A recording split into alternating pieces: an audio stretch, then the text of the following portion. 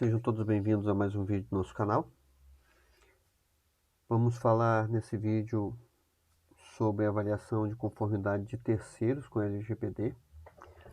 Então, dando sequência aos nossos vídeos sobre a Lei Geral de Proteção de Dados, nós nos últimos vídeos estamos falando sobre algumas ferramentas e alguns documentos que são importantes para conformidade, para manter a conformidade, para sustentação desse programa de governança da privacidade.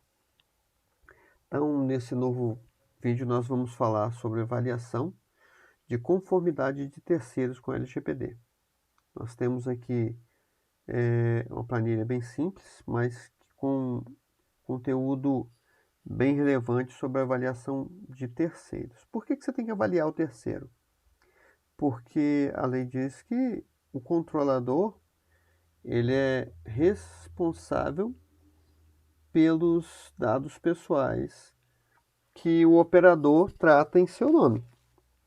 Então não adianta só responsabilizar o operador se algum dado vazar ou algum incidente acontecer por causa do operador. Então essa corresponsabilidade vai acontecer.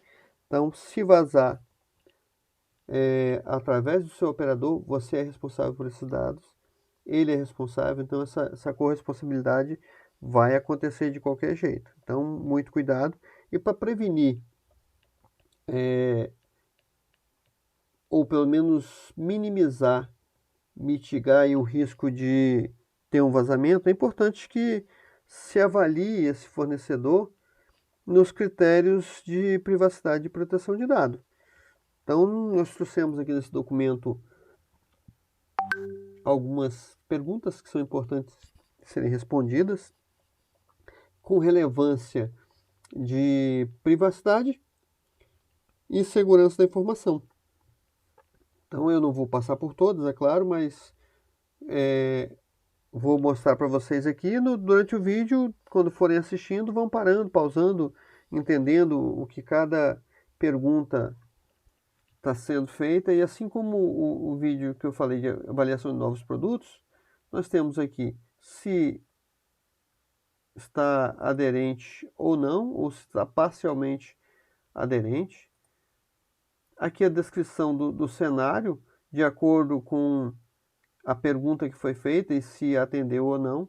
E aqui, novamente, gerar evidências. Lembrando, tudo é importante que você tenha evidências do que foi tratado, ok? Então, verificar se a empresa mantém política de segurança, se a política está publicada em algum lugar, se os funcionários têm acesso, se a empresa trata dados pessoais internos ou de terceiros, qual o intervalo de tempo estipulado para a revisão dessas políticas, se as responsabilidades e papéis de segurança da informação são bem divididos, se existe uma pessoa específica que seja responsável por desenvolvimento e implantação, se a empresa mantém segregação de função conflitantes e como ela é feita. Lembrando, pessoal, que isso é um documento bem robusto, tá? Então, vocês podem utilizá-lo na íntegra ou fazer um refinamento, porque empresas menores provavelmente não terão nem metade do que está descrito nesse documento. Então, é importante que tenha aí esse feeling, esse cuidado, essa sensibilidade de entender para que você vai aplicar, para qual tipo de terceiro que você vai aplicar. Se você for aplicar isso para o Zazinho da padaria, o João da quitanda, Manuel da peixaria, com certeza não vão ter nem 10% disso aqui. Então, é importante que você tenha conhecimento desse conjunto de informações que você precisa reter, mas que você tenha essa sensibilidade de você aplicar parte desse documento para avaliar o tipo de fornecedor que você vai estar observando ou tentando contratar ele ou o produto dele, ok? Então, nem para todos os fornecedores um documento de tamanha robustez vai ser interessante. Filtre e utilize apenas os mais relevantes, ok? Então, seguindo aqui, verificar se a empresa tem gerenciamento de risco, se existe uma política que defina as condições e restrições de uso para trabalho remoto, nessa época agora é muito importante. Se a empresa mantém termo de confidencialidade, se existem programas de conscientização, campanha, né, treinamentos, palestras, panfletos. Se a empresa mantém controles de segurança da informação e privacidade de dados. Se existe inventário estruturado de dados. Se existe um indivíduo responsável pelo controle de ativos e pelos dados pessoais. No caso, seria ou um gestor de privacidade, ou um encarregado, ou um DPO. Se a empresa mantém um processo robusto de sanitização de bases de dados, lembrando que precisa haver esse controle, porque você não pode simplesmente ir guardando dados loucamente e sem ter controle desse ciclo de vida, daquele dado que não serve mais, daquele dado que tem um tempo específico de uso. Então, não só você como controlador, mas o terceiro, que vai ser operador em seu nome, ele precisa ter essa responsabilização, essa responsabilidade de tratar os dados da mesma forma que você trata, ou até melhor. Então, todos esses pontos precisam ser observados. Verificar se existe classificação de informação em termos de valor, requisitos legais, sensibilidade, criticidade. Se existe conjunto de procedimentos para rotular e tratar informações, procedimentos de tratamento, processamento, armazenamento, transmissão ou compartilhamento de dados de acordo com a classificação. Se a empresa mantém procedimentos implementados para o gerenciamento de mídias removíveis, se há controle e descarte de mídias, se há processo para isso, de qual maneira, quem faz, procedimento de transferência física de mídias, ou seja, você vai transportar mídias que contenham dados pessoais ou dados sigilosos da empresa para outro local, precisa ter esse controle, para a informação não se perder, o tempo que ele vai levar para chegar lá, quem vai fazer, se tem malote selado, lacrado, se tem lacre específico, tudo isso são controles. Se existe política de controle de acesso, se a empresa mantém procedimentos de autorização para serviços de rede, para acesso de rede, processo formal de registro e cancelamento de usuário, então gestão de identidade aqui, ó, importante. Se existe provisionamento de acesso de usuário, se há controle de perfis, se há usuários privilegiados, se você conta com um cofre de senha, todas as medidas de salvaguarda, se é feita a análise crítica dos direitos de acesso, se realmente há um controle, se passa por um fluxo de aprovação. Então, tudo isso você precisa levantar. Procedimentos de segurança, verificar se a empresa tem. Se existe uma limitação de segregação para uso de programas utilitários. Como funciona o controle de acesso ao código-fonte de programas restritos. Verifique se a empresa tem. Então, é uma série de perguntas e respostas que você precisa ter para saber se essa empresa vai tratar os dados pessoais, dados sigilosos, dados que não podem vazar. Lembrando, né, tem uma frase muito comum que é que o segredo é a alma do negócio. Hoje, muito mais. Além do segredo, a privacidade é a alma do negócio. Então, precisa ter todo esse controle e você precisa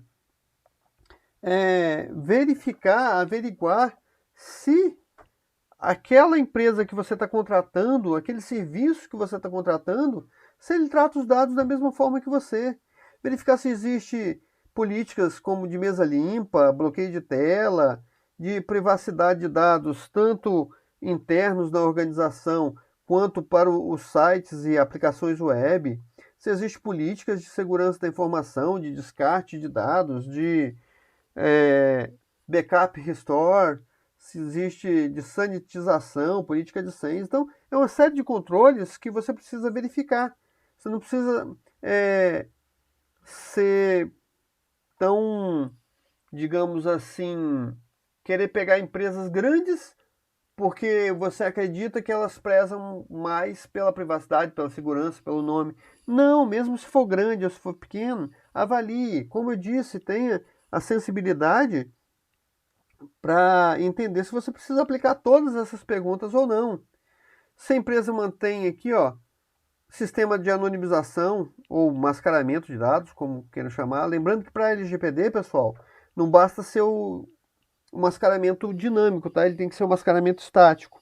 O que é isso? Tem ferramentas que ele simplesmente copia a base de dados e te entrega uma base anonimizada, ou simplesmente ela faz o embaralhamento dos dados na hora que você faz a consulta.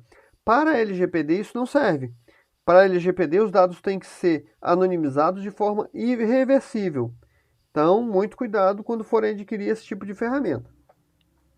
Então, se a empresa mantém procedimentos para controlar a instalação de software em sistemas operacionais e quais são,